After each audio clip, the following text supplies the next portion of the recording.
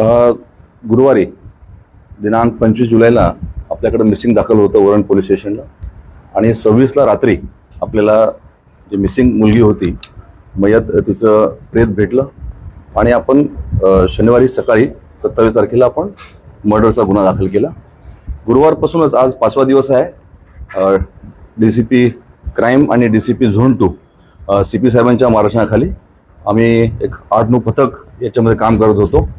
मग बरेच इंट्रोगेशनमध्ये नातेवाईकांच्या मित्रपरिवार स्थानिक आणि आमच्या टेक्निकल ॲनालिसिसमध्ये आम्ही 2-3 सस्पेक्ट शॉर्टलिस्ट केले होते, स्पॉट केले होते.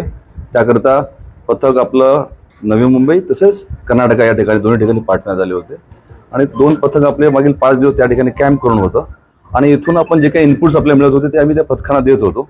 त्याचा आधार घेऊन आम्ही आज सकाळी आम्ही जो मेन सस्पेक्ट होता आमचा दाऊद शेख म्हणून त्याला आम्ही ताब्यात घेतलेला आहे.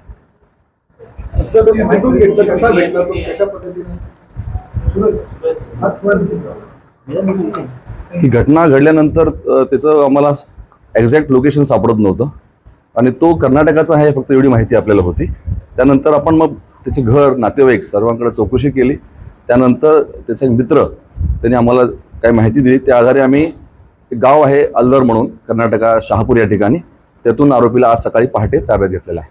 सर, एक मोहसिन नावाचा आरोपी पण अटक केला असं माहिती नाही. मोहसिन जो आहे हा मयताच्या संपर्कात होता आणि असे जे काही संपर्कात त्या मुलीच्या होते आम्ही सर्वांकडे चौकशी करत होतो. कुठलाही अँगल आम्हाला त्यातून सोडायचा नव्हता. 3-4 सस्पेक्ट आम्हाला वाटत होते. त्यापैकी हा जो सस्पेक्ट आम्ही जो ताब्यात घेतलेला आहे त्याला आम्ही ताब्यात घेतलं, विचारपूस पण केली आणि त्याप्रमाणे त्यांनी कबुली दिलेली आहे. याच्यामध्ये दुसरा कुठलाही सस्पेक्ट नाही सध्या.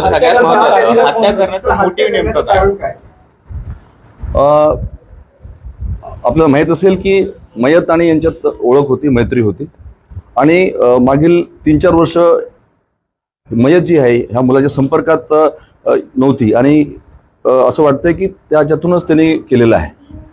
2019ला जो पॉक्सोचा गुन्हा आरोपीवरती दाखल झालेला होता आणि त्यानंतर त्याला तुरुंगात जावं लागलं होतं, त्याच्यात रागातून हे कृत्य त्याने केलेलं आहे असं वाटतंय. अजून पूर्ण इंट्रोगेशन झालेलं नाहीये. असं सांगणं फार लवकर जलद होईल, तर वेळ लागेल. इंट्रोगेशन केल्यानंतर ह्या गोष्टी विक्टिमचा जो चेहरा होता पूर्णपणे स्मॅश करण्यात आला होता, म्हणजे ती आयडेंटिफाय करता येत नव्हता. नेमका झाला काय होता? जी माहिती अद्याप मिळालेली आहे, आपण जे PM करणाऱ्या डॉक्टरांशी पण चर्चा केलेली आहे, त्याच्या आधारे स्टॅब इंजुरीज ज्या आहेत त्या फेटल होत्या आणि चेहऱ्यावर जे आहेत ते कदाचित आता PM रिपोर्ट आम्हाला आज प्राप्त होईल. शक्यता आहे की जनावरांनी कुत्र्यांनी ते केले असं शक्यता नाही. सध्याच्या प्राथमिक तपासात तर नाही. देखिए, गुरुवार को 25 तारीख को जो मयत है उसकी पिताजी ने मिसिंग दाखिल की थी और उसके बाद शुक्रवार लेट इवनिंग को हमें उसका मयत जो है विक्टिम है उसकी डेड बॉडी मिली और शनिवार को हमने अर्ली मॉर्निंग में FIR रजिस्टर किया था मर्डर का और गुरुवार से ही हम उसके ट्रैक पे थे. तो जो कुछ हमें इंट्रोगेशन उनके रिलेटिव्स, फ्रेंड्स, लोकल लाइट जो दे रहे थे और भी टेक्निकल इनपुट से हम जो मिल रहा था उसके आधार पर हमने करीब 8 टीम DCP झोन 2 और DCP क्राइम साहब के और CP साहब के अंडर हमने बनाई थी. उनके गाइडेंस में काम कर रहे थे. तो इनपुट्स हम मिलने के बाद हमें जो लगा जो अनुभव से और एनालिसिस से कि ये कर्नाटक में होने की संभावना है, तो उसके तहत हमने 2 टीम, बेंगलोर में 2 टीम और जो यादगीर जिला है शाहपुर तालुका, वहाँ पे 2 टीम हमारी कार्यरत थी और 3-4 सस्पेक्ट थे इसमें जो आपने बताया अभी मोहसिन वगैरह. और उसके बाद सस्पेक्ट से हमने इंट्रोगेट और करने के बाद एक जो हमने शॉर्टलिस्ट किया दाऊद शेख करके, और उसको आज सुबह हमने उनकी मदद से मोहसिन और जो लोग थे वहाँ के लोगों के लोकल लोगों की मदद से उनको पकड़ा है. सर, जो क्राइम इंट्रोगेशन किया है उसमें क्या मोटिव दिखाया जा रहा है इसका? तो प्राइमरी में उसने सिर्फ एक्सेप्ट किया है, बहुत डिटेल बता नहीं पाए क्योंकि लोकल हम कर्नाटका से उनके लोकल पुलिस से कोऑर्डिनेशन कर रहे हैं. अरेस्ट प्रोसेस शुरू है तो पूरा इंट्रोगेशन हम कर नहीं पाएंगे.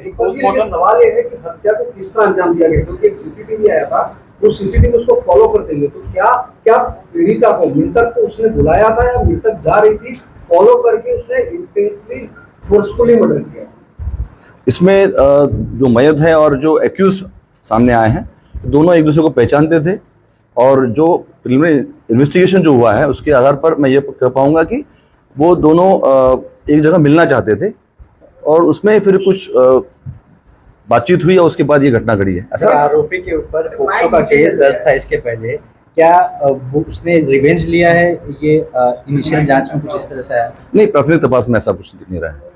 सर लेकिन क्या फर्स्ट टाइम में मुलाकात थी? क्योंकि सीडीआर में उनके कंटिन्यूअस बातचीत या चैटिंग की बात सामने आ रही है, तो कंटिन्यूअस कांटेक्ट में थे, फ्रेंडशिप थी कोई? क्योंकि पास्ट में इसी परिवार की तरफ से पॉस्को का एफआईआर दर्ज कराया गया। कांटेक्ट में हैं, पर उस कांटेक्ट में काफी लोग हैं, मतलब अभी दोस्त हैं, तो बोल नहीं पाएंगे कि एक्चुअली उनका इंटेंशन क्या था, पर इंट्रोगेशन में समझेगा हमें।